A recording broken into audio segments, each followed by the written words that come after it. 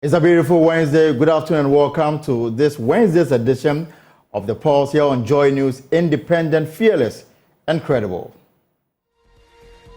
Well, coming up in this afternoon's edition, a coalition of 18 civil society groups mount fresh pressure on President Akufo-Addo to reject the proposed proper sexual human rights and family values bill. We will interrogate their concerns, plus hear from sponsors of the bill.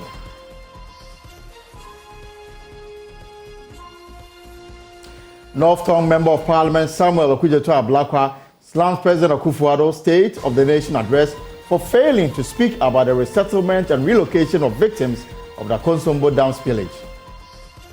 For the president to speak for over an hour and he did not utter a word, not a word of empathy, not any progress report about what is being done. We are live in Parliament to bring the very latest as the House also prepares to vet ministerial nominees announced by President Akufo-Addo. Also, 7 suspects remanded for second time in connection with the brutal murder of Eric Johnson, CEO of the Royal Cozy Hill Hotel. We will touch base with our correspondent for the details. And later in the bulletin, we hear from former Black Stars captain Asamoah Gyan, who is not perturbed about his critics following his appointment in the MPP's manifesto team. I can also chip in something to help develop sports, especially because that is my field. And the Pulse is brought to you by Global Communities Digilu, affordable, safe sanitation for all. We are live on DSTV channel 421, GoTV 125. My name is Elton Gobe. Thanks for choosing us.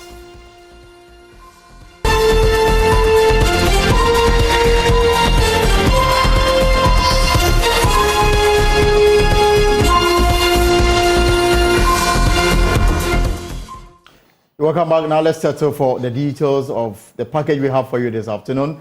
And a coalition of 18 civil society groups are mounting pressure on President Akufo-Addo to reject the proposed proper sexual rights and family values bill 2023. The bill, which has passed the consideration stage in Parliament, is expected to be brought before the House for the third reading, after which the bill would have been passed. But the Big 18, as the Human Rights Coalition call themselves, are kicking against the bill. They argue the bill infringes on Ghana's diverse cultural and religious landscape, adding that any attempt to create a single cultural value system for Ghana erases the beautiful cultural mosaic that makes us a unique people. Let's get more on this as I'm joined the studio, privileged actually, to be joined by Professor Rodrigo Ajepo, Board Chair of the Ghana Center for Democratic Development. Prof, you're welcome. Thank you very much. It's indeed a pleasure to have you on the show. It's wonderful to see you. It's been a while. Of course. And the bill is almost at a third reading. Yes. So some will say, is this your move, not coming in rather too late? Well, you know, we've been trying very hard to sensitize people on the bill. We've made representations at the memo stage to Parliament. We've made submissions in the media, right, pointing out why this is such an obnoxious and dangerous bill for our democracy and for human rights. Not only for LGBTQ people, even though the bill is targeted at them, but the implications that they have for other human rights of minorities, as well as even rights about freedom of expression, freedom for the media. So we've made those submissions, but it looks like it fell on deaf ears. And we sort of are disappointed that Parliament didn't take it seriously. We know that there was a lot of pressure within Parliament because of the way the issue was framed. So even those who know the dangers of the bill couldn't come out against the bill. Meaning, if I get you right, during the consideration of the bill, when Parliament opened the door for people to bring in input, yes, you were represented during the process. Yes, and your voice was not heard. Yes, not just us. A lot of human rights organizations also sent memorandum and appeared before Parliament. That is true. But our points were not taken into consideration. They went through periods where they took out issues that we had raised about the bill, some issues, but the main substance of criminalizing sexual identity remains. Criminalizing speech remains. And that's where the danger is for, let's say, the media. So if some say it's likely to reintroduce the criminal libel law. Yes, it's like, imagine that there's a bill, and there's never been any bill tied to criminalizing anything that says even talking about the fact that you have a problem with the issue can land you in jail. That's why it is criminal libel law. And I think it was Honorable Afenyo Markin who made that point. Right. But I think there are enough lawyers in Parliament, and they know indeed it is true. So why do you think that they are bent on passing this bill, despite the concerns that you raised, despite the concerns raised by people like the current majority leader? Eventually, last Friday, had to withdraw all his proposed amendments. Well, he had to withdraw the proposed amendment, not because he didn't believe in them, but because it wasn't going to pass. Okay? So let's be clear. It doesn't mean he's changed his position. He thought that there should be non-custodial sentencing in this instance. It didn't pass. We have our jails full already. And you are going to put somebody in jail for saying, as for me, I identify myself as LGBTQ. I identify myself as a lesbian. You have to ask yourself, what is the crime?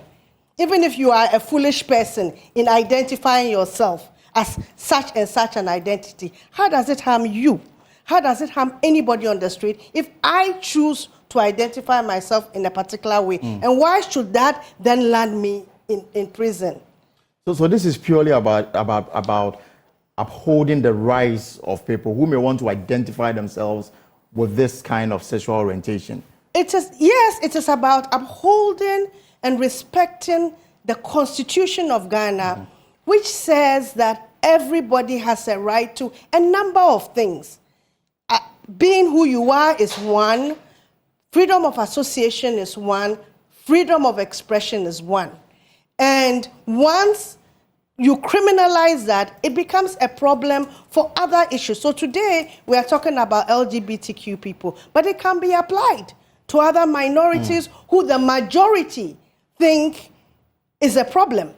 And that is why, if you are going to follow democratic process and our Constitution, you must follow the principle carefully, because that principle, if it's infringed, can be used inappropriately. You know? So, for example, let me just give you an example. Yes. In the bill, and yesterday we had an engagement with media people. One of the things that struck us was that almost nobody had read the bill.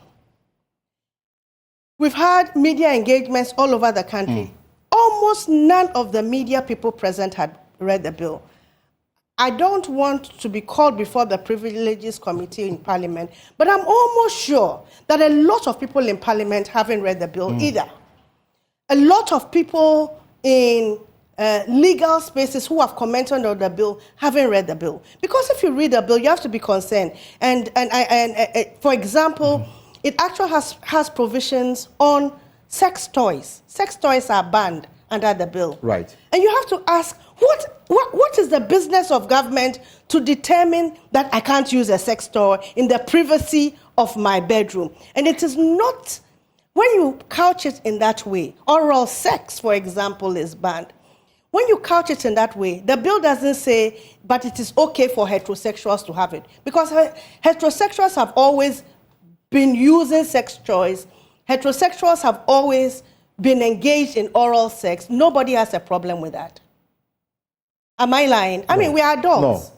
Do you think there's a problem with consenting adults in the privacy of their bedrooms to use sex toys or to have oral sex? And do you think it is the business of people in Parliament to tell us that we can't do that? Do you? Well, I mean, in terms of privacy, you may have a point. Yes. So if you have a bill that actually has provisions like that, you have to be worried. You have to ask why. What's the motivation? Give me a minute. Sam George, and if you have time, we will play his tape. Is it 2012 or 2015?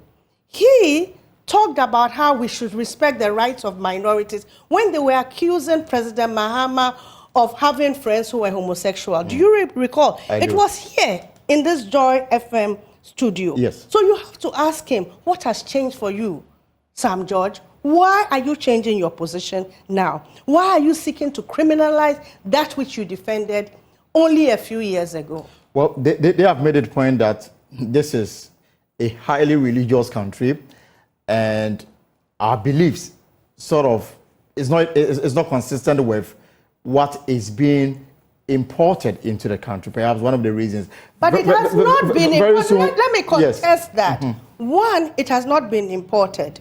And the more we engage with people, the more people realize that we've always had homosexuality in our communities.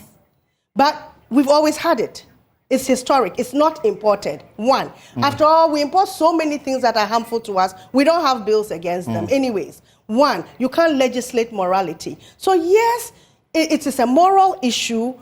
We may be religious, you may be a Christian, you may be a Muslim, and you don't like those processes.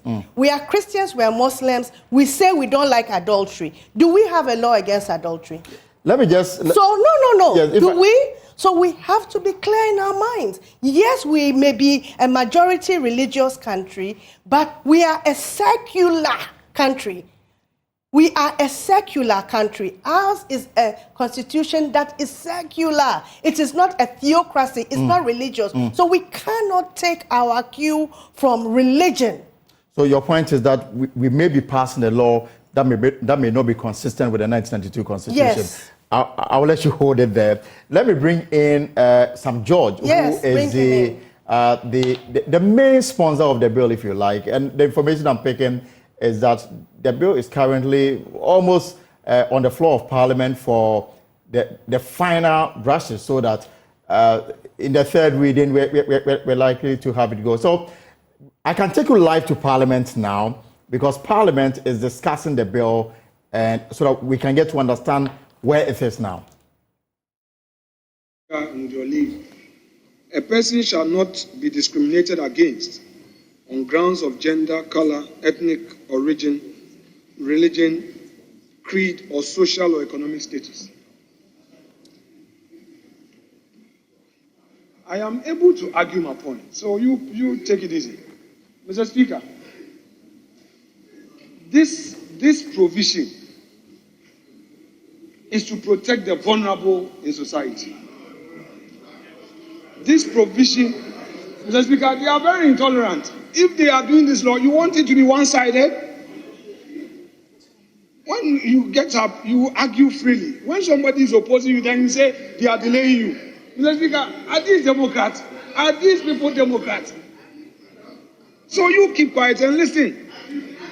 Mr. Speaker, you cannot enact to prohibit an individual or a group, a rights group, from supporting a vulnerable in society. You cannot. You cannot. Let's not be too emotional about this. Let's be consistent.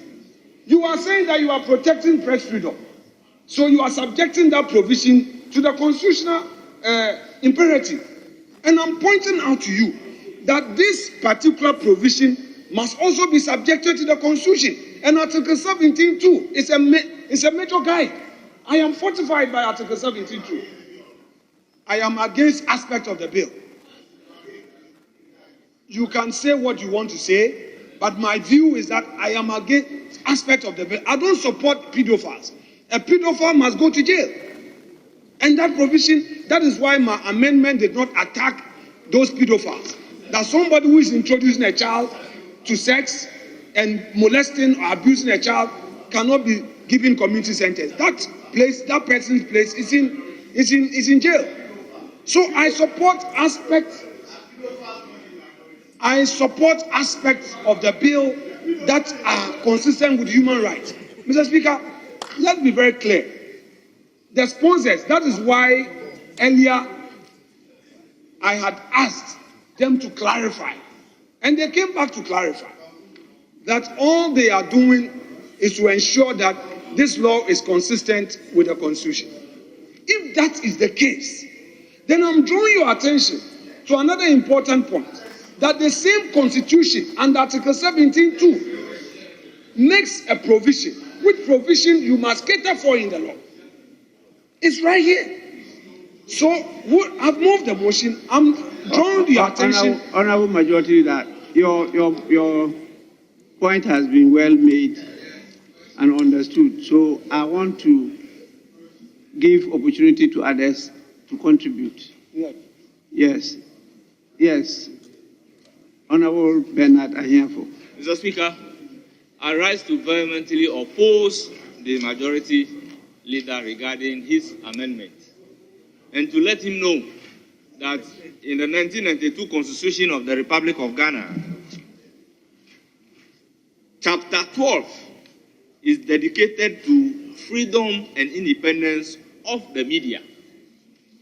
That is the reason, that's the rationale behind subjecting clause 10 and 11 to the provisions of the Constitution.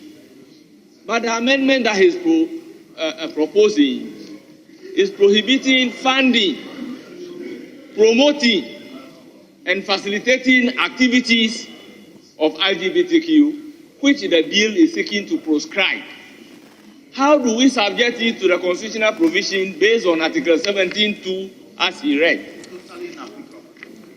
Mr. Speaker, Article 17.2 says, a person shall not be discriminated against on grounds of gender, race, color, ethnic origin, religion, creed, social or economic status. Mr. Speaker, we are not discriminating. We are proscribing using your money to fund, to promote the activity which will become illegal after the passage of this particular law. So I don't agree with him subjecting it to the provision of the Constitution. Mr. Speaker, I am opposed. I put a question. Those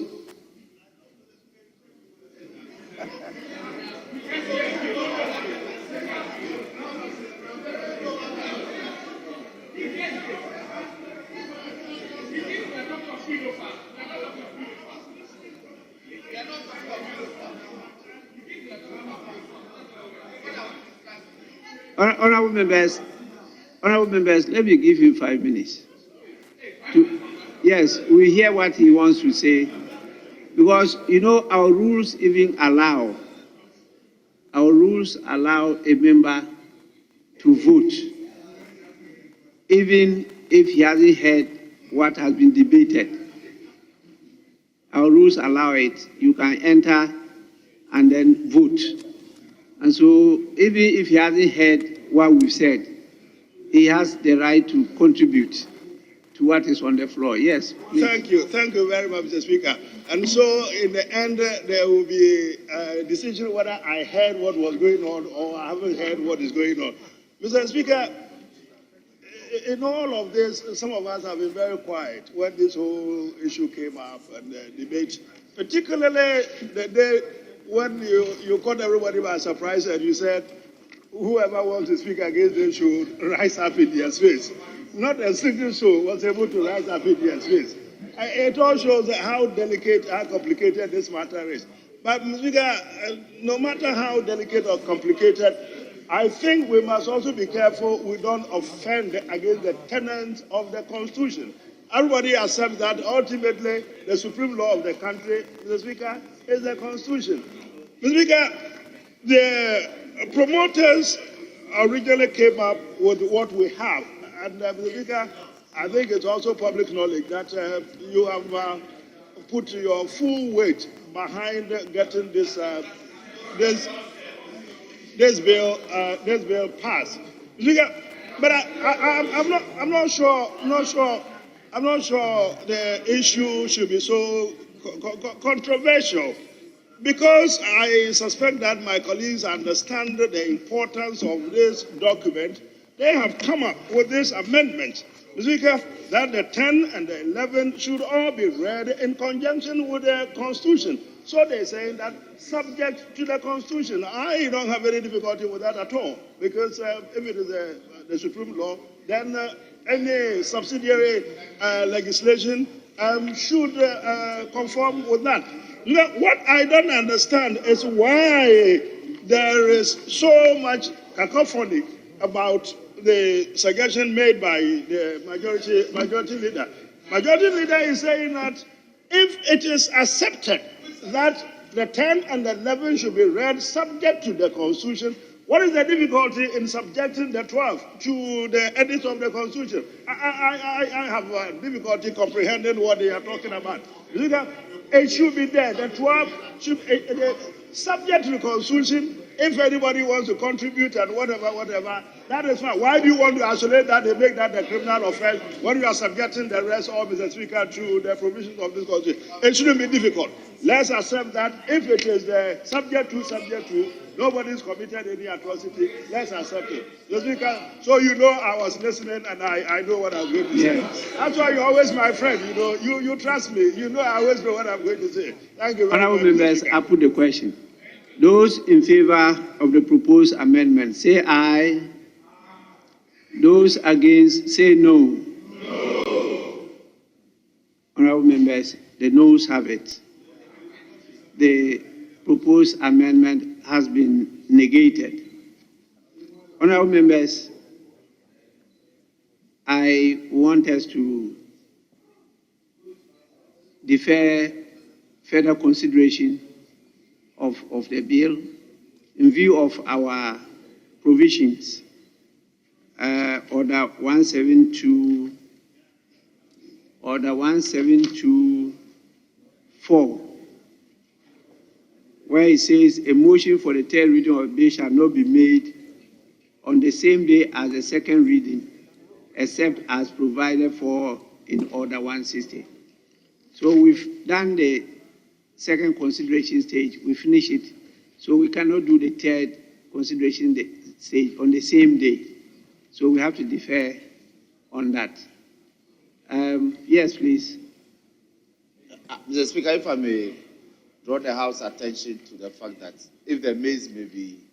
Yes, after I finish, they will come on. Mr. Speaker, respectfully, if I may refer the House to Order 3 of our standing orders. Mr. Speaker, particularly Rule 1. Mr. Speaker, with your leave, if I may read. Subject to the provisions of the Constitution, a motion for the suspension of an order or a part of an order may be moved without notice with the leave of the House.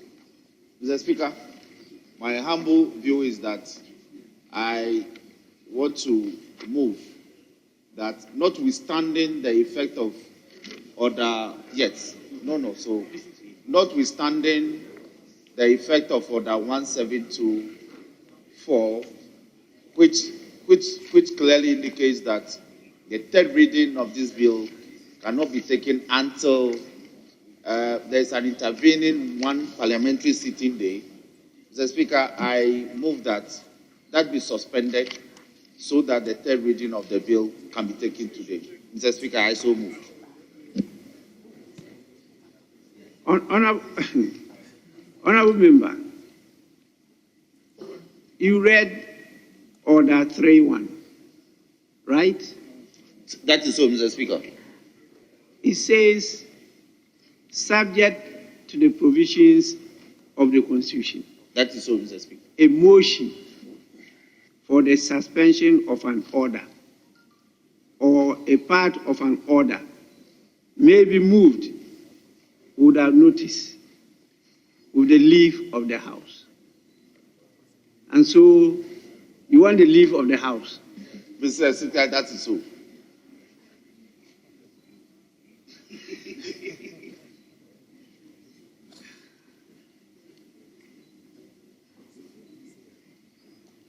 Now, you have to move a motion. Then we can now seek the leave of the House. Well, it says a motion for the suspension of an order or a part of an order may be moved without notice. So there is no notice given to us on the order paper. But you need the leave of the House. Yes, you can do it. Mr. Speaker, I thank you for the opportunity. Mr. Speaker, Order 172, Rule 1 is to the effect that where a bill has passed through the consideration stage, the third reading shall not be taken until at least one sitting day has elapsed. Mr. Speaker, the effect of this order is that having concluded the consideration stage of the bill presently before the House, the third reading cannot be taken until after tomorrow. That is, if we sit tomorrow. It therefore can be taken either on Friday or Monday if the House decides to sit on Monday or Tuesday. Mr. Speaker, I pray for leave of the House to proceed under Order 3 of our standing orders, which is to the effect that, subject to the provision of the Constitution, a motion for the suspension of an order or a part of an order may be moved without notice with the leave of the House. Mr. Speaker, the basis, the government, for my seeking leave to move. Honourable Member, then let's finish the consideration stage. Let's conclude that one. Let's conclude the consideration stage now. Very well, Mr. Speaker. Honourable Members, we have come to the end of the consideration stage of the bill.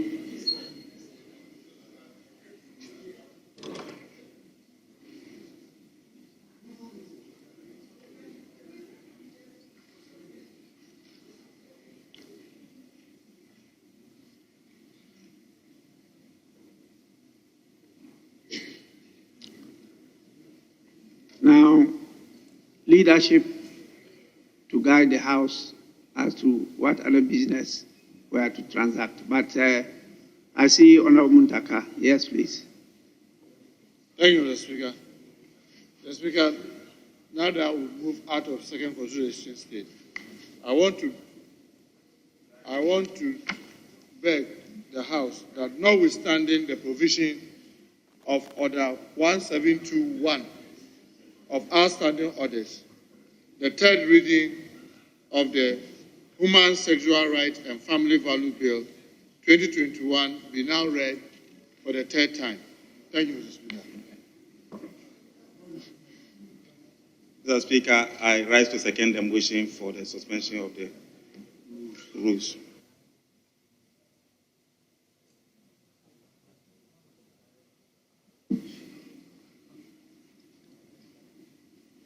Honourable Members, there is a motion seeking the leave of the House to suspend one of our orders so that the bill could be taken through the third reading. That's the import of your motion. And so we have to seek the leave of the House. That's what Order 3 says. Honourable Members, the motion has been seconded. Is for the consideration of the House. Yes, Majority Leader. Mr. Speaker, our colleagues, the sponsors, had an amendment, which amendment was not advertised. But I'm saying that you had an amendment today, which amendment was not advertised. Correct? Your amendment, subject to the provisions of the Constitution, was not advertised. That notwithstanding, you were able to do it, subject to the rules. Yes. Mr. Speaker, I am saying that, considering the issues that they have raised now,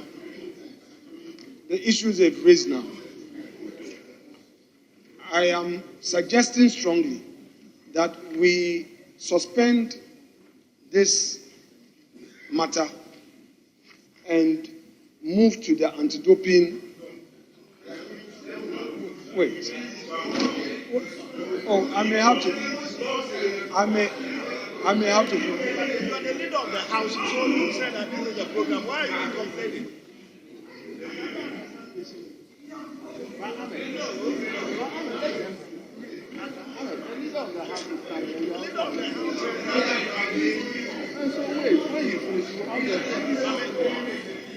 Honorable members, in essence, is opposing your application for leave to suspend that standing order. That is what he's arguing on. So let's listen to him.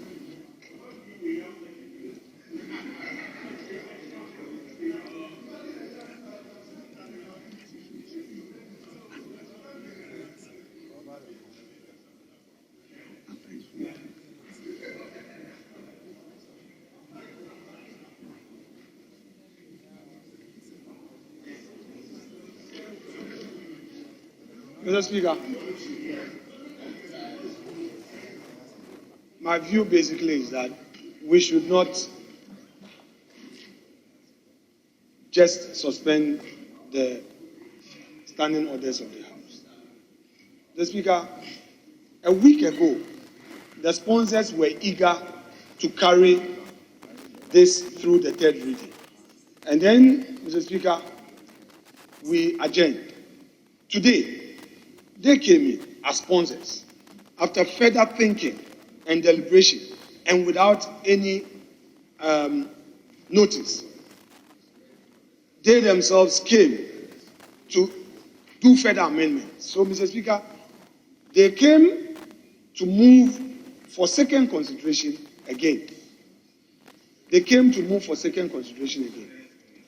I am suggesting strongly to them, in view of their own effort at cleaning it up, which if we had passed the law the last time, Mr. Speaker, the last time we finished with the second consideration, when an application was made by Honorable Defemepo for us to proceed to the third reading, if we had not suspended, they wouldn't have had the opportunity to come and clean it up today. So I am only suggesting to them that why don't we allow the 24 hours so that if you yourselves have further amendments, you can go do so. But Mr. Speaker, to merely suspend the orders of the House will create some difficulty. That notwithstanding, Mr. Speaker, if they want to have it done, their pleasure be so granted. Mr. Speaker, I always thought that I understood the processes and particularly the way we do this, we do business in this House, Mr. Speaker, along these lines. That is why we have what we call the presentation of papers. Mr. Speaker, we have a majority leader who I understand to be the leader. Colleagues, we have a majority leader who, Mr. Speaker, I understand to be the leader of government business.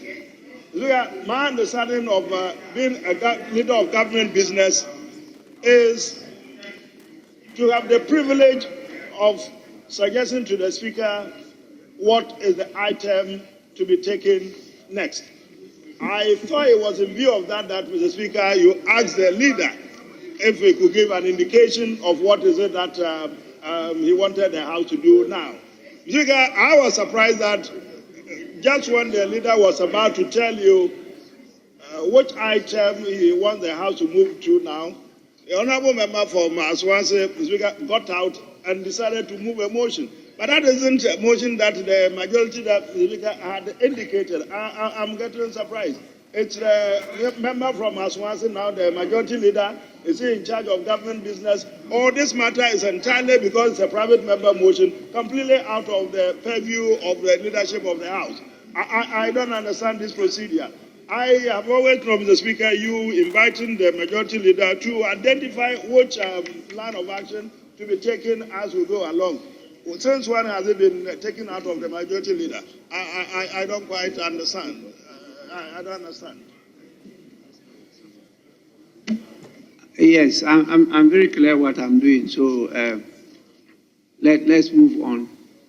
The motion was moved and seconded for a suspension of standing orders to enable us move to the third reading of the bill.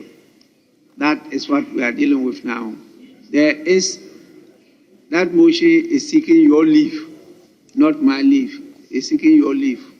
So I'll let us complete on that, and then we'll see which way forward. We are still waiting on the report on the committee. They've not yet brought it. There's one we tried taking on the recomposition and replacement of membership of the district. It has not yet come. I've not got a copy. And I asked the table, they said it's not yet reversed. I don't have it. But let's finish with this, then we come to, please. Mr. Speaker, the motion before us has to do with the seeking of the leave of the House. Mr. Speaker, I think we should complete that before we move on to any other item, because that is the motion before us. That's what I said. It's the leave of the House, not the leave of the majority leader. So, Mr. Speaker, if you can put the question for us to take a decision on that, then we'll move on. Thank you, Mr. Speaker.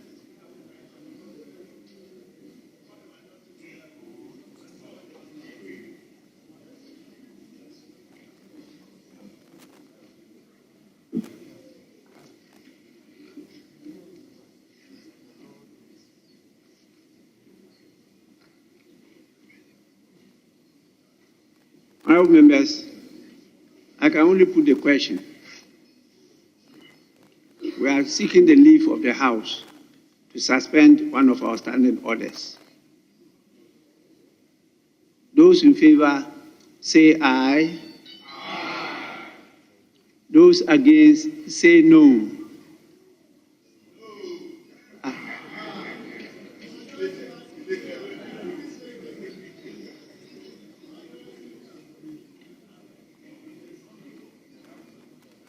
Honourable members, the ayes have it. The motion is carried. It means now you have to move the motion for the third reading.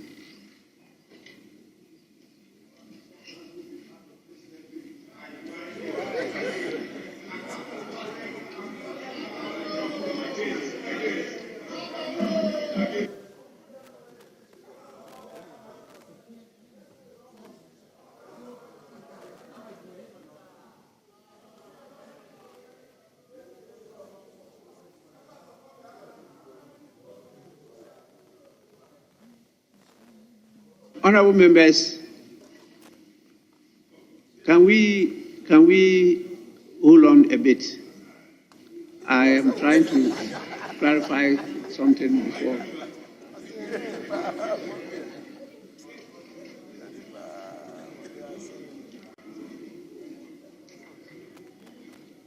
Just a minute. Just a minute.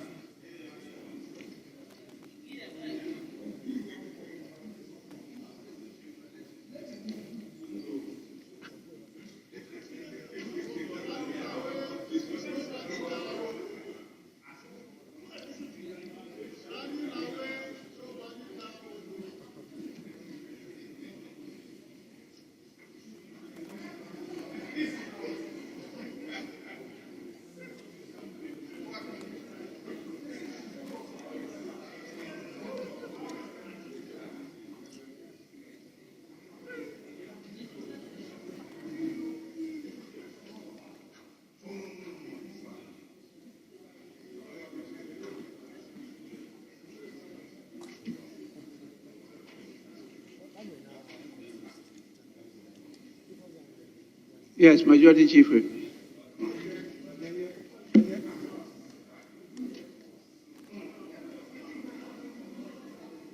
Speaker, may we turn to other people addendum? Oh, honourable member, we have some motion pending. We can't move to any other business until we take this decision. Yes, Minority Leader. Mr. Speaker, first, the honourable member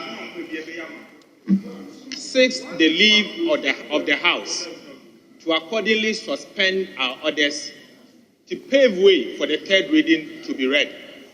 Mr. Speaker, accordingly, all of us, in fact, voted for the suspension of our rules. and the leave was accordingly granted. Mr. Speaker, it is only right for us to complete the process. So the honourable member is on his feet. Mr. Speaker, the only thing he has to do is to move the motion and for the third reading. And if that is done, Mr. Speaker, and the House will take a decision on that. So, Mr. Speaker, I urge the honourable member to move the motion accordingly. And after that is done, Mr. Speaker, we can move on to any other business. But until then, Mr. Speaker, I don't think that there's any other business before. The business before us is the third reading. We have started the process and we have to complete it. Mr. Speaker, subject to the leave granted by the House. Honourable members, yes, I will suspend sitting for 5 minutes. Yes, 5 minutes. I'll be back. Honourable members, sitting is suspended. The Speaker of Parliament has just suspended sittings for 5 minutes. It's been a frantic day in Parliament as MPs have been haggling on what exactly to do with the controversial anti-LGBTQ bill. You've seen a number of actions having gone on the floor. The Speaker of Parliament, Alban Bagbin, has just suspended sittings so that MPs, I think leadership, will be able to sort out this issue. What happened on the floor was that the second consideration of the House had concluded, and so what was necessary to be done next was for the third reading to happen. And per the rules of the House, you cannot do the third reading until after a day has elapsed. And for this to be done, the member of Parliament for Asawase constituency, Mohammed Muntaka Mubarak, moved the motion to suspend the rules of the House so that this third reading can be taken. But the majority leader, Alexander Afenyo-Markin, opposed that application to suspend the rules of the House, and he wanted that some days should pass so that MPs can, if they want to propose further amendments, will be done. Let's put it on record that Alexander Afenyo-Markin has always maintained that he is not against the anti-LGBTQ bill, he's against certain portions of it. He wants some more time to go under the issue so that where persons who want to move further amendments can do so. And so just before the Speaker of Parliament suspended sitting, the expectation was that one of the sponsors, Roxanne Nelson Tafempo, will move the motion for the third reading so that the bill would have been passed. And in Parliament, the third reading is the final stage of a bill's life in Parliament. When the third reading is moved, it will be seconded, it will be debated, and then it will be voted on. If the third reading, I should say, passes, then the bill has passed. But Alexander Afenyo-Markin has done some maneuverings. He has succeeded a little bit for now in putting things on hold for now. So the Speaker of Parliament, Alban Bagbin, says he has suspended sitting for the next 5 minutes. We understand, and per my readings of all the things that are going on, is to have a conversation with leadership, because the minority leader has just walked out, the majority leader has also walked out. They'll have a conversation with the Speaker of Parliament in terms of where the House wants to go on this. But barring any unforeseen circumstance, we expect that the controversial anti-LGBTQ bill will be passed by Parliament today. It was expected to be passed many weeks ago, but there has been many intervening issues. Every now and then there's been a motion for a second reading, another consideration stage. Every now and then there's been a lot of issues that have been raised around this bill, and today the expectation was that it will be passed and these new issues have come up. Alexander Afenyo-Markin says the sponsors themselves came to the floor today to move a motion for another round of consideration, and they have done that. That will mean that there may be certain issues with the bill, and it should take some time so that MPs and the leadership can go around this and have some conclusion in terms of what exactly they want to do. So that is the state of play here in Parliament. The Speaker has suspended sitting for 5 minutes. We expect that this may drag on for more than 5 minutes because this is not an ordinary suspension. This is the Speaker of Parliament sensing the mood of the House, sensing the disagreement on both sides, trying to get leaders to agree on what exactly the House should do on this matter.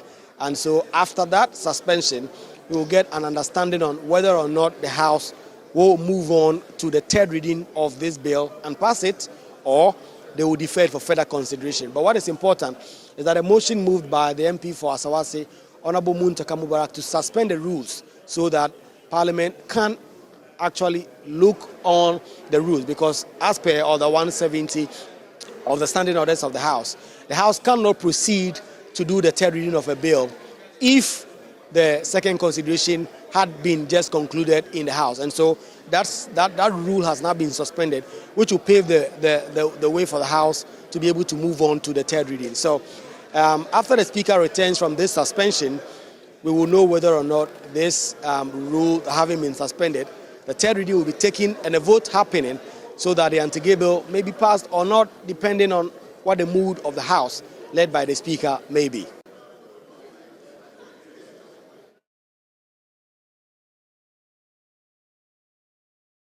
So that's our parliamentary correspondent, Kwaku Asante. The news is that the House is on a break for at least 5 minutes. It's unclear whether they'll be back in 5 minutes. What is happening is that the Speaker of Parliament is engaging the leadership of the House.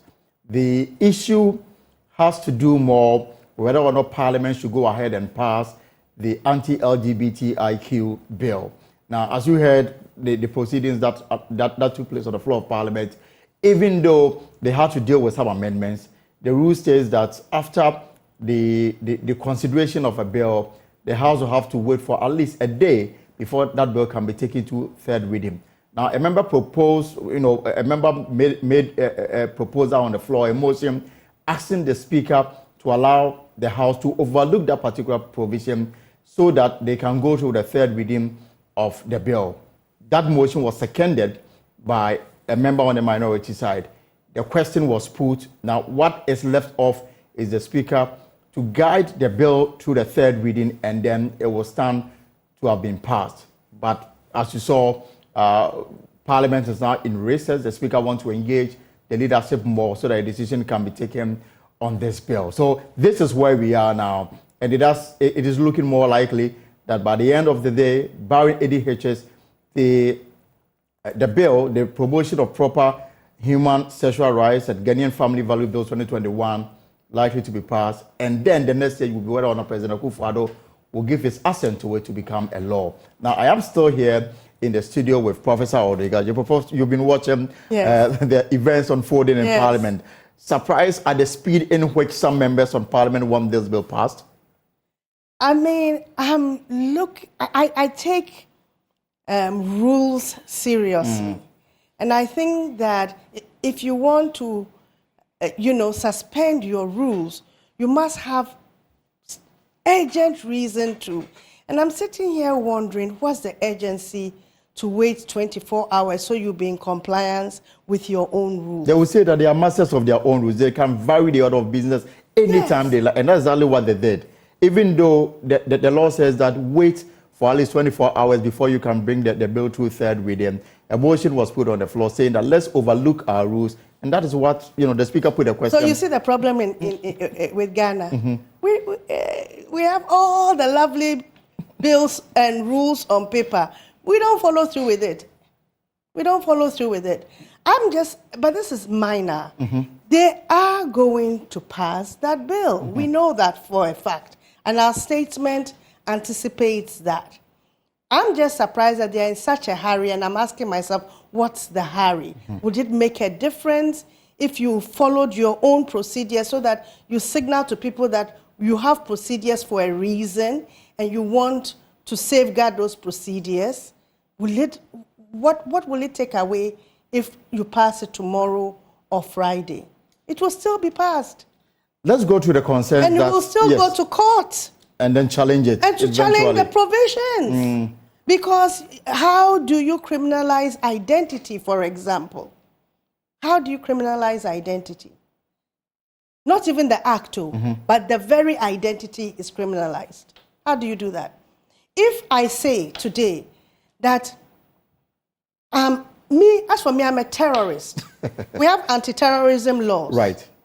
Will you pick me up and put me in jail? But there are anti-terrorist laws that make sure that if your actions suggest that you're a terrorist, you will be jailed, not your utterance. Not merely by saying you're a terrorist. Because a lot of people describe their children as terrorists. Prof, some who have opposition to this bill have always said that I'm against certain provisions, not the bill in its entirety. Are you against certain provisions, or you want the entire process scattered? We are not prevaricating. We're against the entire bill.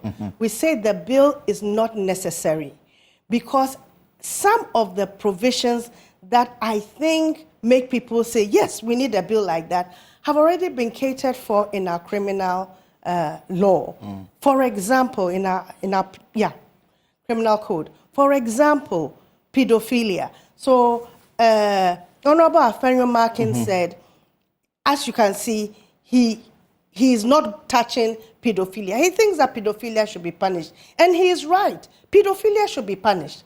But we have already a criminal code that punishes pedophilia. It addresses pedophilia. But it is a global issue. It's a global issue. Anywhere, even if in Ghana, your penal code doesn't address pedophilia, if you are caught with material considered as pedophilia and you are in another person's jurisdiction, they could jail you because their laws say so.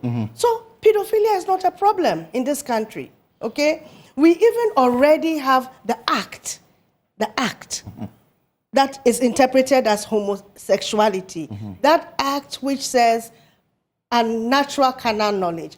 Our criminal code already has it. So if you don't want people to be having sex in unnatural ways, and I always say including oral sex, which is in this bill, then there's already a law in our criminal code, inherited from the colonial masters who introduced it, that should be the case.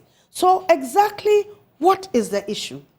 But Prof, how do you respond to proponents of the bill who say that almost the entire country is backing this? You have the Christian community, the Muslim community, those who practice their own religion. They appear to have a position that says that this is something that we don't want. Now, Parliament exists to represent the feelings and aspirations of their people. And their people, 70% or more, say that we don't want this and that they are only responding to public cry. But the public was not the one who asked them to introduce the bill to begin with. It was 8 members who sat there somewhere, were sitting somewhere, and they decided with an impetus from, I want to say, probably outside, because our bill is the same as in Uganda, is the same as is being proposed in Kenya, it's being shopped around Africa. Another form of colonization, if you want to seek more opinion. But it's a complex issue. We don't have time to debate here. But I am just saying that if the reason there is the issue of democracy is to prevent people from the tyranny of the majority. So that's why there's a constitution, and there are provisions in the constitution who also protect minorities, including minority views. So for example, they had arguments there about speech and the state media. You don't want them to use their money to... But the constitution is clear that the state media exists to allow for divergent views. Divergent views could be a view of only 5 people. 95 people have this particular view, but there are some people who have views that dissent from that. That's what is important in a democracy. And if we don't safeguard those things, it just means that anytime there's majority hysteria, we live in a country of different ethnic groups. There have been ethnic groups, when you go into those communities, they believe in certain practices that are harmful to people. That is why some traditional values now are against the law. Widowhood rights, trokosi, you name it. Child marriage. It's not enough to say the majority of the people in this community believe in child marriage. And so we must abide by it. No. You have a constitution that says we must protect children. And because the constitution says we must protect children, even if many people in your community, the majority, including your chiefs, don't have a problem with child marriage, you must proscribe child marriage because it's a problem. So bottom line, your opposition is premised on the abuses that people, on the abuse that feel that the rights of other people will be abused when this is passed eventually. Well, we are just saying that sexual minorities are minorities. When you read our constitution, it says that you shouldn't discriminate on the basis of gender. Right. And there are different manifestations of gender. Prof, I'd like you to hold it there. It's not just binary gender. All right. The Speaker is back in the chamber. We'll go live to Parliament now. The 5 minutes is over. So what is the fate of the bill? Let me take you live to Parliament now. So I took the time to refresh and to come back. So we are ready to move on. Yes, you are to move a motion. That is so, Mr. Speaker. Mr. Speaker, subject to the leave presently granted by the House, I move that the Human Sexual Rights and Family Values Bill 2021 be now read the title. Thank you, Madam. Mr. Speaker, I rise to second the motion that the Family Values Bill be moved 2021, be read a third time. I second the motion by the Honourable Roxanne Nelson Dafiamepo. Honourable members, motion moved and seconded is for the consideration of the House. Yes, Majority Leader. Mr. Speaker, last week we concluded the second consideration of this bill. We were supposed to have moved to third reading, and upon application by the sponsors, you indicated that the rule allows for 24 hours of suspension. Accordingly, Mr. Speaker, we complied with the rules without invoking the exceptional circumstance provision in the rules. The Speaker, today, the sponsors came and moved this House for further second consideration, which the House obliged them. Mr. Speaker, I found wisdom in their position in view of the fact that day in, day out, they as sponsors go through further discussions, which discussions allow them to even come before us today for further consideration. And the amendments they propose, which this House carried, are very profound.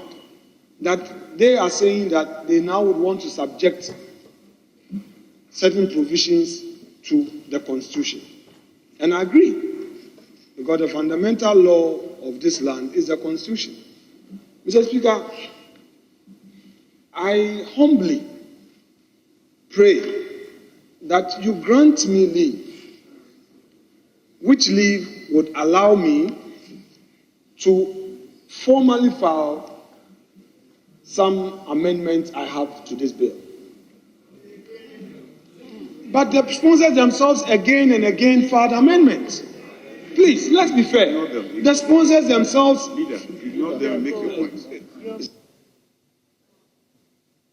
The sponsors themselves again and again filed amendments. Please hear me. Please accommodate me. I'm not the only one who is coming with an application for second consideration. This is the third time that the sponsors themselves have come to this House for second consideration. The third time.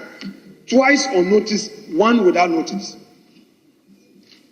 So, Mr. Speaker, it wouldn't be out of place to pray, to be accommodated, to enable me file my amendments.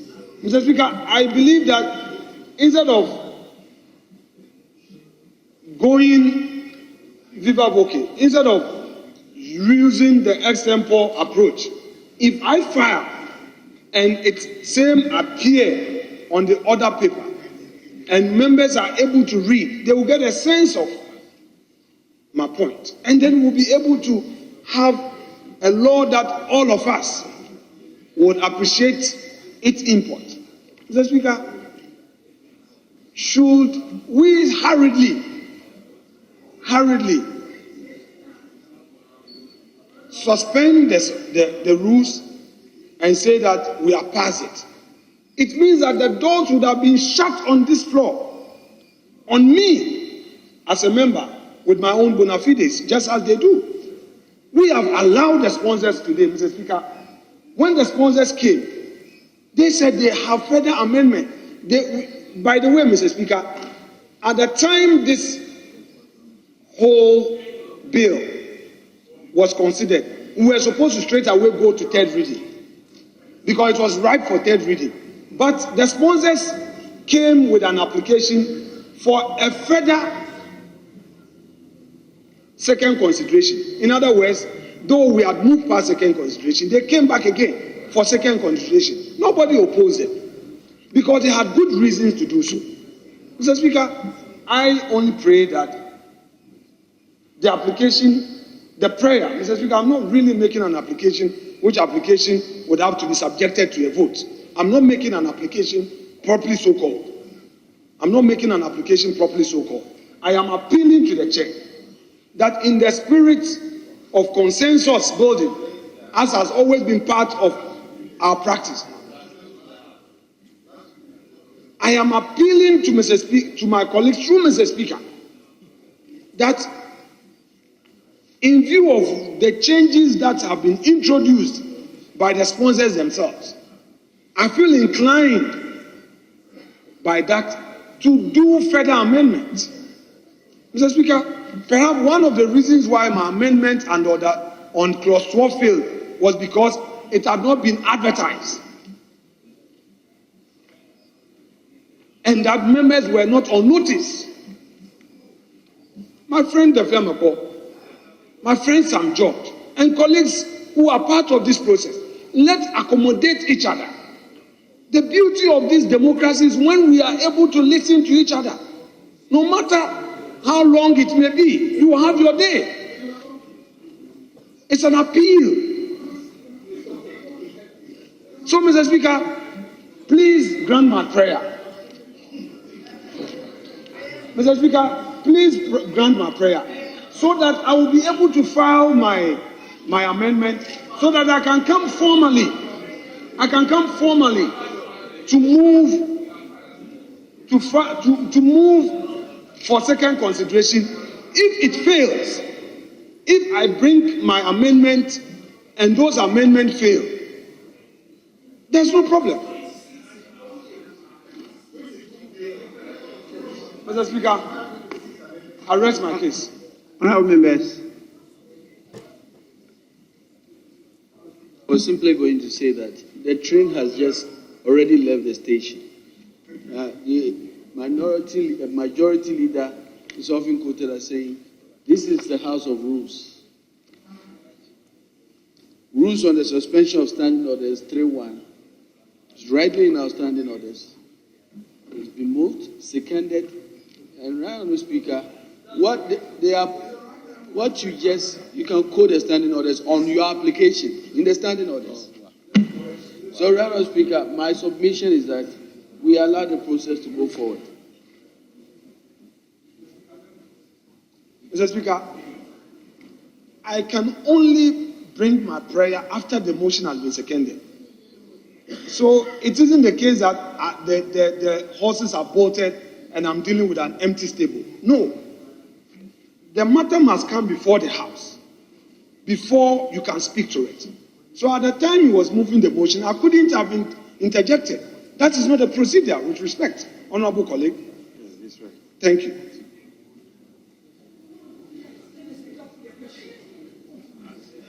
Yes, Honourable Bejra. Mr. Speaker, our colleague, the majority leader, just asked for a prayer. In the book of Ecclesiastes chapter 3, the Bible says that to everything there is a season, a time for every purpose under the heaven. Ecclesiastes chapter 3, verse 1. And I believe the time for the third reading of this bill is now. Thank you, Mr. Speaker. Put the question.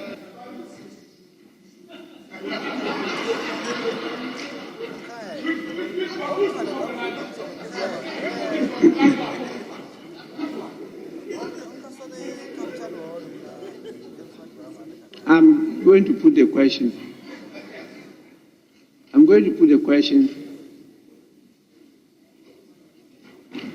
put the question that the motion has been moved and seconded. And I left it for your consideration. You made your point. And it's not for me to take the decision, it's for the House to take the decision. And so I put the question. Those in favor that the youth.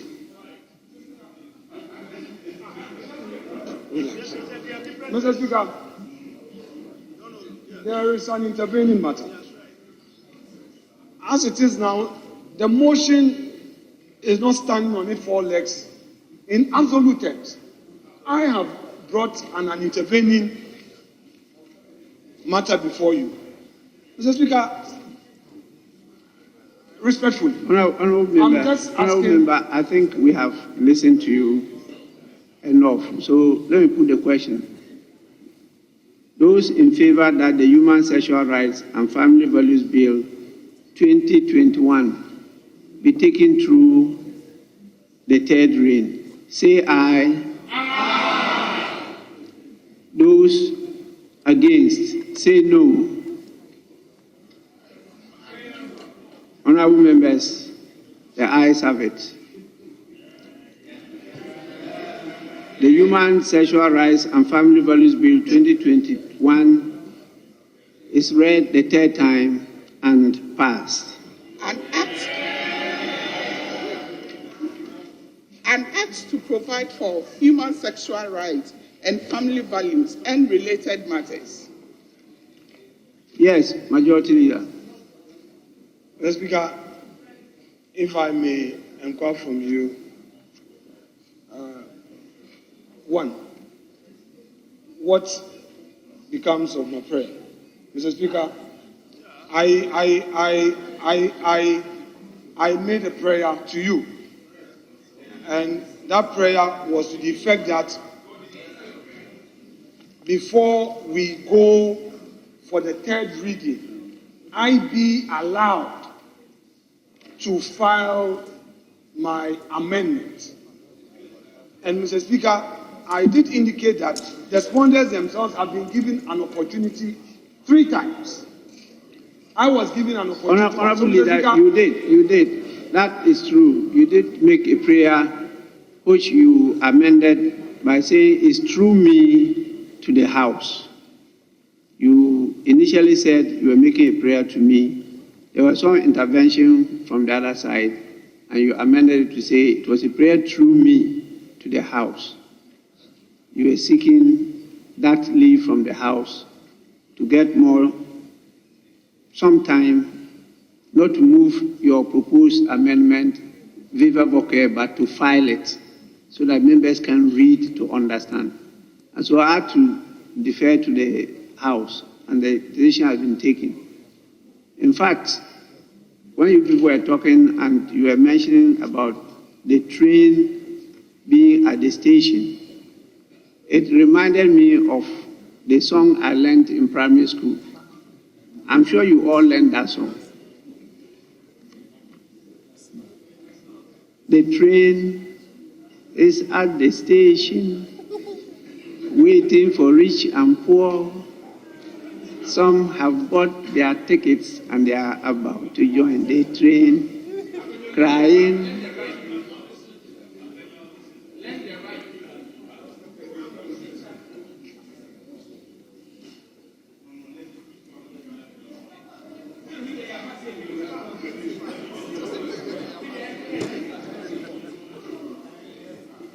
Honorable members, please, we now have the report of the committee on the other item we deferred. And I will plead that we move on to that, which deals with the Ministry of Youth and Sports.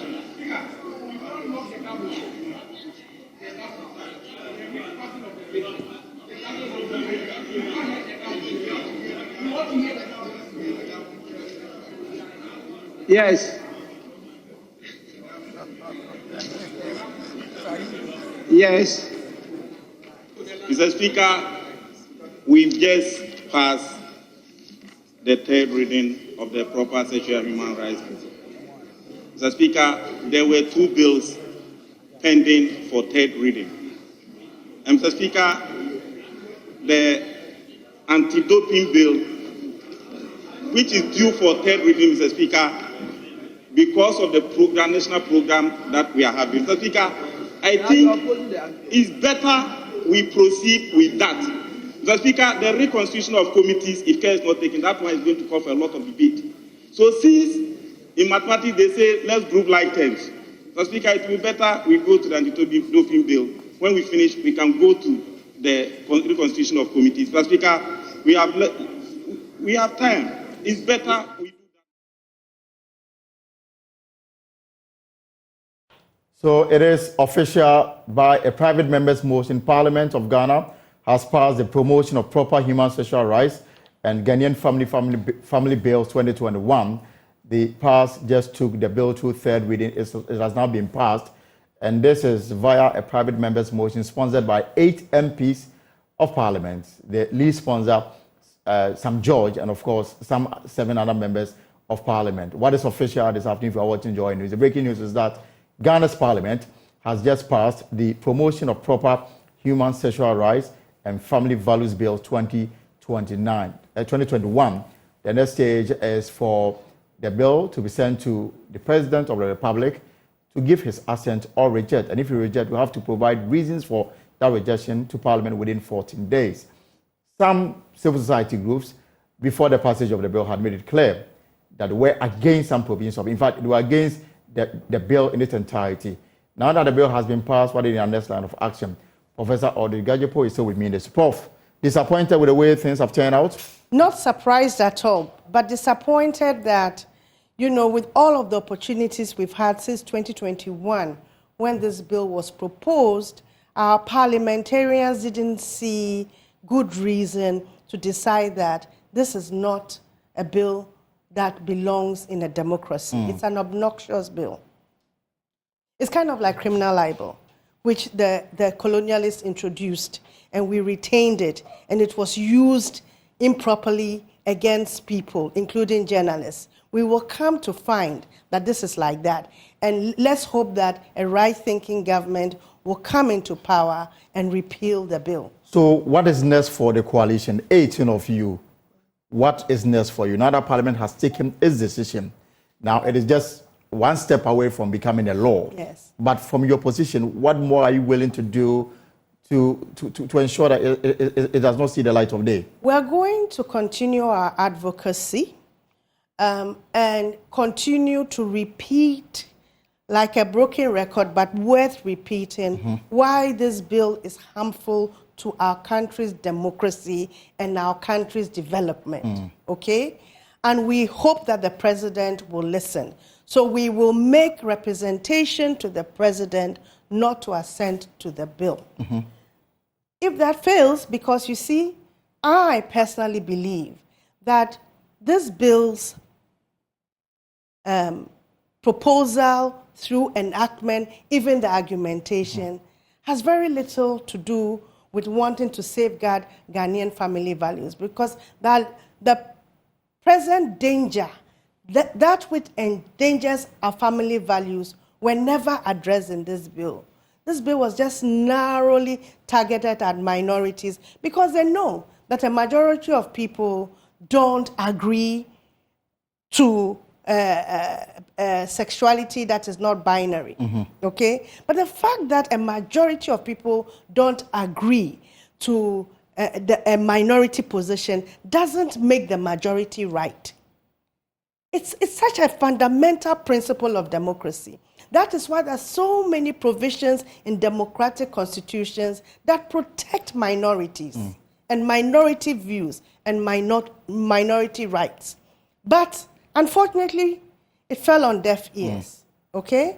So we have to do the next best thing. First, to appeal to the president, and if that fails, to be sure to prepare ourselves to go to court on the provisions that we think fly against the letter and the spirit of the Constitution. And demand what exactly?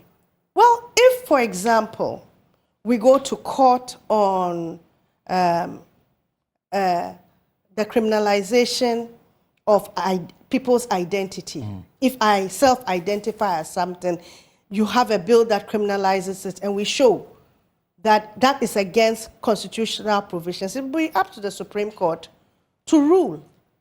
You see? So we are going to challenge many provisions in this bill. We are going to bring it before the Supreme Court. But already, we have brought before the Supreme Court. They said we had to wait until the bill was passed. You know, the 108, the provision that says you shouldn't, private members' bills shouldn't be has financial implications. Financial implications on the public purse. Right. So we will see how the Supreme Court rules on those things. Parliament, from what the minority or the proponents put before the House, they were convinced that they were representing the will and aspiration of the Republic and the people in it. You say that. I keep saying that is why we have leadership. That is why we have changes in societies. Do you think, let's go back to the days of slavery, for example, in the US. Do you think that if it was left to the majority alone, we black people would have been given rights? No. You see, that is why there are constitutions that you can bring provisions of the Constitution to say, but if your Constitution says this, why are you doing this to this minority? If the Constitution says this, in this community where you think women ought not to go to school, why? We are not supposed to discriminate. So we don't leave it to majorities within our communities necessarily. All right, okay? Prof. And as I said, Ghana is a secular country ruled by a secular constitution. What the churches ought to do, if they are afraid that there's a corruption of our morals, is one, to preach and bring their congregants to do the right things, to lead more moral lives. Like, you know what? It means that their leadership, they must lead by example. And they must be able to, and I don't mean just the church leadership, but people that we revere in this society, if they lead moral lives. Why? People may be minded to lead moral lives, but the problem in this country is that we like to say that people should act in a certain way, but those who lead don't act in that way. So we'll wait for the Clerk of Parliament to present the bill to the President for his signature. That is, if he wants to go with the position taken by Parliament. But as you hope that the President will listen to your concerns and reject it, even he's given indication that you will have the finance here. Now, previous bills that went to him, the Witchcraft Bill, he rejected it, providing reasons behind it. Do you think the President should come from a position of respecting the rights of people, or simply say that we should go where the world is going? You see, it is not we should go where the world is going. That is an either or. Respecting the rights of people in your own society is a good thing to do. And it aligns with where the world is going. All right, so we'll take you back to Parliament pretty shortly, because both sides of the divide, they are preparing themselves to speak to the media and to signal the next line of action. But the news this afternoon, if you are watching us across the world, is that Ghana's Parliament has taken a position. This was a private member's motion, and at the end of the day, 2/3 reading, Parliament has passed the Promotion of Proper Human Sexual Rights and Family Values Bill 2021. That is the decision this evening. The next stage is for the clerk to write to the President, communicating the decision of Parliament, and then if the President says that no, I cannot go with what the decision you've taken, we will have 2 weeks to report back to Parliament, explaining in detail the reasons behind his rejection, And if he accepts it, then it becomes one of the many laws in the country.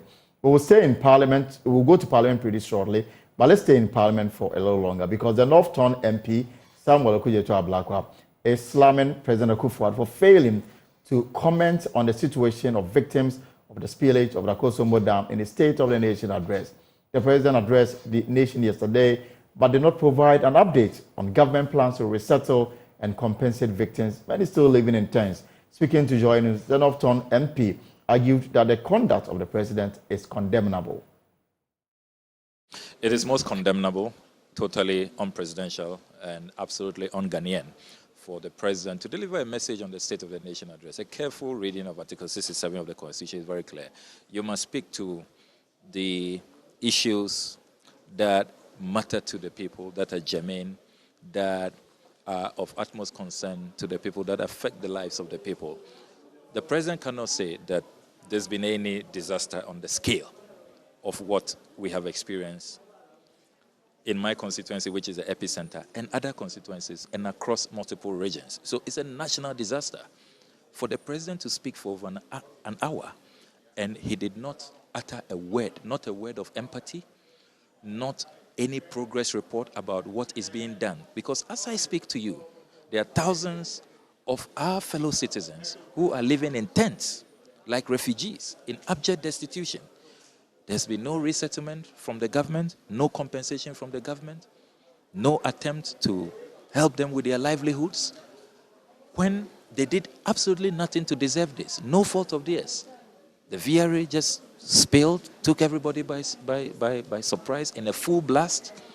And to hear the President speak and touch on so many issues, even having time to talk about personal things, about the fact that he doesn't take alcohol and the fact that he's getting into the hazard, those who are shouting won't get into the hazard, had time for a lot of things and could not find expression for fellow citizens who are in distress, who are in devastation, who have faced this catastrophe of such a magnitude.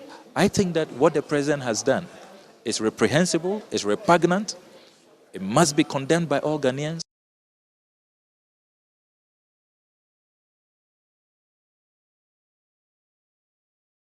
Well, Samuel Okudzeto-Ablakwa also says the President has shown his disdain for the victims of the spillage, arguing that President Akufo-Addo is quick to tweet about the health of King Charles but pays no regard to his own citizens. And it shows that just as he came there and told us that we don't vote for him, he clearly meant it. Those who thought that he was joking, what the President did yesterday is now clearing all doubt that he wasn't joking. He really doesn't care about us. And I think that that is very, very, very, very, very, very, very despicable. I am glad that we are going to have the opportunity to debate. And you are going to see that during the debate, we are going to take strong exception to what the President has done. And we are going to insist that 5 months down the lane, the much needed resettlement, compensation, the restoration of livelihoods. Only last week I was talking about institutions moving in to replace ID cards, the Ghana card, the voter ID card, the births and deaths must come in to replace birth certificates that have been lost, passports that have been lost, health insurance cards that have been lost. So we are going to continue with the advocacy on the floor, demanding that over 40,000 Ghanaians who have been displaced by this spillage receive the needed attention. Because at the end of the day, we are all citizens. There shouldn't be discrimination. The President must be a father for all. I mean, this is a President who, even when the King of England, there's breaking news that he's going to hospital for a checkup, he issues a solidarity message.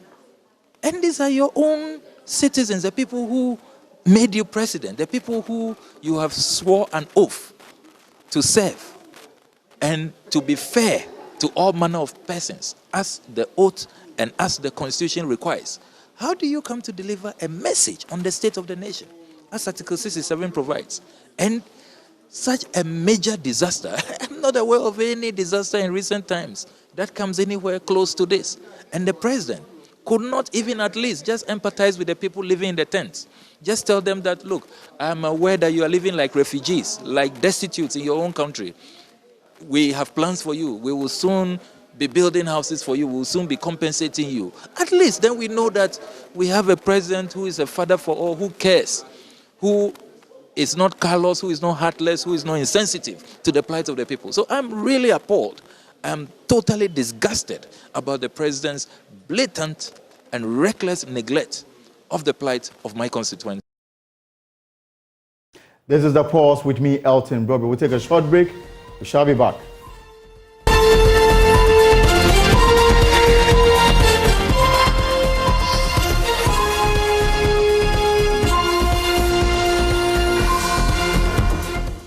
Welcome back to The Pulse. Let me take you live to Parliament now, where the main sponsor for the bill that gets passed by Parliament is addressing the media, Honorable Sam George.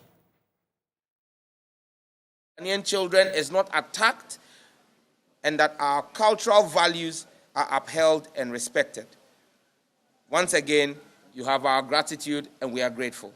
Thank you very much. What sense are you getting from the other side of the House, the majority side? What sense are you getting? Well, we want to once again even say a very big thank you to the Honorable Osei Mensah Bonsu, who was very instrumental in the passage of this bill. You know that the Honorable John Ntim Fojo, who is actually not just a member of Parliament on the NPP side, but is actually a member of government by being a member, the Deputy Minister for Education, is one of our sponsors. And we cannot thank Mensah Bonsu enough for the fantastic work he did with amendments to make sure that this bill has come out well. We believe that the majority of the NPP side, I cannot forget the immediate past Minister for Environment, Science and Technology, the Honorable Dr. Efriye, who actually helped us to improve the definition of sex by adding chromosomal structure to the definition of sex. So there has been a massive support from the majority side and overwhelming support from the minority side. The House has stood united. We may have had one or two members who have expressed reservations, but that is their democratic right. We respect it, but the overwhelming majority of both sides of the House have supported this bill.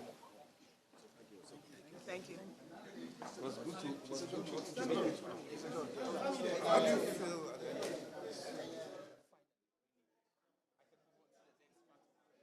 So, live pictures from Parliament. The main sponsors of the proper Human Sexual Rights and Family Values Bill 2021 passed by Parliament some few minutes ago, addressing the media about the bill, and then thanking members who helped shape the bill for its passage. Now, the next stage, obviously, is for the clerk or the table office to put together and make it refined, and then it is presented to the President of the Republic, Nana Dankwa Akufo-Addo, for his signature. But if he is unable to do so, if he rejects it, then it will be back in Parliament with his reasons and concerns for it to be fine-tuned. So that's the next stage of it. Even though it's been passed by Parliament, it is not a law yet. It is not a law yet. It becomes only a law if assented to by the President of the Republic. And that is the next stage of this anti-gay or anti-LGBTIQ bill. This is The Pulse here on Joy News. Now, let me take you to the Upper West region, because the Ward District Court, presided over by His Honor Maswe Titiriko Max Brain, has remanded 7 individuals for the second time in connection with the brutal murder of Eric Johnson, the Chief Executive Officer of the Royal Cozy Hills Hotel. 6 of the accused will remain in Ward Police custody, while the 7th, Elisha Mahama, has been transferred to the Ward Central Prison. Joy News' Upper West Regional Correspondent Rafiq Salam sat through the proceedings in court and has come to with this report. The maiden appearance of the suspects 2 weeks ago had 5 of them been remanded into police custody. 7 persons, however, appeared at the Ward District Court today following the arrest of 2 more suspects that included SAC Human Resource Manager of the Royal Cozy Hills Hotel, Elisha Mahama. They came into the court in 2 batches and in 2 police vehicles. The accused persons are Dokoro Foster, Brian Makasim, Bayo Felix, and Kumbata Kweku. The rest are Flavor Nobe, Michael Kluge, and Eliza Mahama. 3 lawyers, Lawyer Luwanga Bogon Luri, Clement Iledi, and Muniru Kasim, represented the 7 accused persons. Detective Chief Inspector Ali Mohammed, representing Judicial Police Officer Chief Superintendent Ali Chow, first prayed to the court for amendment of the charge sheet to include the 7th accused person, Eliza Mahama, who was picked up at Takoradi and airlifted to Wa on a commercial flight. The judge granted the wish of the prosecution. The prosecution further prayed to the court to remand the suspects 2 more weeks to enable them conclude their investigations. This is said they would like to see the autopsy and forensic audit reports meet with the pathologists, among others, to tie the loose ends to enable them present a strong case for prosecution. All 3 lawyers agreed hook, line, and sinker to the plea made by the police prosecution. They, however, won the plea of 2 weeks to be shortened to 1 week. Lawyer Clement Iledi, who is the defense counsel for Eliza Mahama, told the court he will wish to have his client remanded at the Central Prison, where he believed he can have unfettered access to him. He recounted the difficulties he went through to have access to his client during his stint at the Wa police cells. His colleague lawyers, however, has no such difficulties and preferred the Wa police custody. The presiding judge, Maxwell Tutuku Max Brain, in evaluating the arguments, remanded all accused persons to police custody, with the exception of the 7th accused person, Eliza Mahama, to prison custody. They are to appear on March 13, 2024. Defense counsel for the 6th accused person, lawyer Muniru Kasim, explained further what transpired in court. The condition in our prisons sometimes may not be the best, and the conditions even in custody, police, is not the best. So sometimes we thought that would help, that would that will make the prosecution work faster, that will make the investigators work faster if they come to court after a week. So we thought to ask for a week. And indeed, the court declined our application for a week's adjournment and adjourned it to 2 weeks. Reporting for Joy News, Rafik Salam. Wow. Now, Europe is dealing with a sharp rise in drug trafficking and drug-related violence. Authorities say they have seized very large quantities of drugs at some of Europe's most important ports in recent years and are calling for more international cooperation to tackle the problem. Thomas, our partners with the DW, you have the latest on it, and they join me via Zoom. Now, Thomas, first give us some more details about this. Just how big is this problem?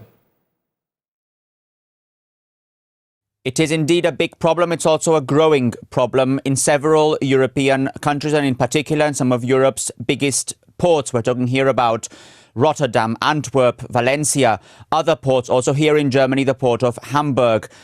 Growing amounts of drug, in particular growing amounts of cocaine, have been seized in those ports, and it has become a problem that simply goes beyond those seizures. It also basically has turned into a security situation, into a security challenge in different European countries, as drugs also end up having an impact in the societies where they arrive. And this is a problem that goes also beyond just these major ports. There are smaller ports in countries like Sweden that have been particularly affected by those arrivals of shipments and also by the violence that is related to all of this. And what this has meant is basically that European officials, both at an EU level and at a national level, have realized that they have to increase their efforts to deal with this problem, which is obviously a growing one, a very difficult one, and in fact one that has been described as even similar to the risks posed by terrorism when it comes to the security impact that it is causing in different European countries. So what are authorities proposing in Europe to deal with drug trafficking and drug-related violence? Belgium is the country that in this semester is leading the Council of the European Union and has proposed a so-called Ports Alliance. In other words, working together with those ports where the shipments arrive and the drug arrives, let's say, from countries in South America, obviously hidden within other products that arrive to those ports. So it is necessary from a European perspective to work together with port authorities. But beyond that, it has also become a priority to work with both the countries of origin, where the drugs come, in particular cocaine. So in this case, for example, South American countries, but also with some of the countries and regions of transit. And in this case, it's particularly relevant to stress also, for example, the case of African countries as well. So what's becoming clear is the need to work in a more broader international aspect of all this. There's a need, according to European officials, to basically have a global effort to deal with this problem that is obviously now in particular affecting European ports, European cities and European countries as well. Now, I do understand that Germany's interior minister is traveling to some of the countries of origin. What's her goal with these visits? Germany's interior minister is in several South American countries where cocaine is produced to basically understand the picture of how the drug is produced, how it is also shipped, but also more importantly, to also sign agreements with authorities in those respective countries. Because again, there is an understanding that if Europe is going to deal with the problem here in the continent, here, let's say, in those major ports, it has to happen in collaboration with authorities in the countries of origin where the drug obviously originates. So Germany's interior minister is traveling to several Latin American countries. And by the way, she's not the first official to do so. She has been, there have been previous other officials from different countries also traveling to countries like Peru, like Colombia, like Ecuador, like Brazil, to specifically talk to authorities there and try to find common approaches to deal with drug smuggling and drug-related crime. But Thomas, you mentioned Africa as a major transit region for drug shipment from South America. Bring us up to speed on this. The focus is actually now on that trip to South America. So basically working not only with the ports here in Europe, but also with the countries of origin. But it's actually important to stress that it's not only about the countries where the drug arrives or the countries where the drugs actually depart from. Also the transit countries play an increasingly important role when it comes to understanding the drug trade and specifically how to combat that drug trade. And in this particular case, Africa plays a significant role. There have been reports, investigative reports, stressing that countries in southern and eastern Africa are having a growing role when it comes to this aspect of transit. And that is something that obviously, according to officials in different countries, is particularly important to stress. So this is not only, even though the focus now is, let's say, on South America, or the focus is on the ports here in Europe, it's not only about that. There are other regions in the world that also play a significant role. Hence, the appeal by European officials to understand this as a problem that affects many different regions and that has to be fought against, that has to be combated specifically as an international approach and not one only based on specific countries. So Africa certainly also plays a role here, and it's one that obviously would be very good to work in collaboration with European officials and officials from other regions of the world to try and combat not only the drug trade per se, but also drug-related crime, which is something that is affecting not only Europe, but other regions in the world as well. Thank you very much. So that's Thomas with our partners at DWTV in Germany.